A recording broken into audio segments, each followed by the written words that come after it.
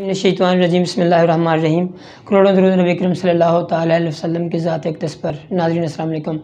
नाज़रीन, जो TLP का इस वक्त जुलूस है, पुरअमन मार्च है, वो सुबह जब निकला तो काफ़ी एक लंबे टाइम के लिए उस पर कोई ऐसा नहीं हुकूमत ने कुछ किया, मगर जब उन्होंने देखा कि इनकी पेशकदमी बड़े जज्बे से जारी है और कारकुन बहुत ज़्यादा बढ़ रहे थे, हर जगह से साथ मिल रहे थे, कुछ अपना जो उन्होंने कॉल दी थी वो भी आ रहे थे, तो जब उन्होंने तादाद को बढ़ते देखा कि एक वो पुरअमन मार्च पर उन्होंने जो शेलिंग की, तेज़ाब फेंका, सीधी गोलियां चलाईं, सादों की और गुजरांवाला के आसपास जो इतना जुल्म किया गया, मैं हैरान हूँ कि ये पाकिस्तान, नया पाकिस्तान जो इमरान खान साहब का पाकिस्तान है, उसमें क्या मेरे जो हुकूमतों के, जो हमारी अदालतों के ऑर्डर भी नहीं माने जाएंगे, बेगुनाहों को या सियासी जमातों को या मजहबी जमातों को पुरअमन मार्च भी नहीं करने दिया जाएगा।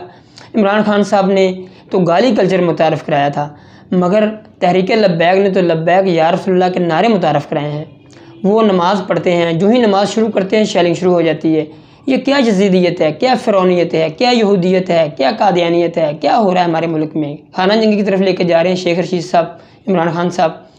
इस कदर जुल्म, और दूसरी तरफ ये है कि जो कारकुन का जज्बा है वो बढ़ता जा रहा है, कारकुन भी बढ़ते जा रहे हैं। वो इस चीज़ की उनको परवाह नहीं है, उनके साथ ज़ख्मी भी हैं, उनके साथ लाशें भी हैं, सारा कुछ है, मगर इस वक्त की जो ताज़ा सूरत हाल है, थोड़ी देर पहले पुलिस पीछे हट गई थी, मगर ज़ख्मी इस कदर ज़्यादा हो गए हैं। वहाँ के लोगों से अपील है कि वो निकलें और उनकी मदद करें, क्योंकि जो ज़ख्मी हैं उनमें शदीद ज़ख्मी भी हैं, और जो उनके कारकुनान इस वक्त शहीद हुए हैं वो भी उनके साथ हैं।